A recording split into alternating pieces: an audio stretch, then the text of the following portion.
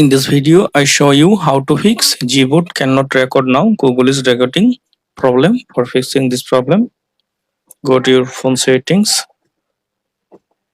then search TALK, talk to Gemini. Now click on talk to Gemini hands-free, tap on it. Now disable Hey Google, turn off.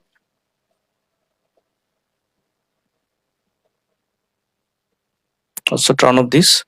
Now go back, then go to settings again, then go to apps, then tap on see all apps.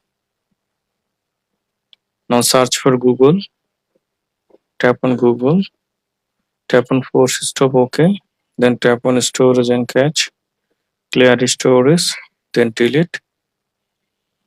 Now open a Gboard.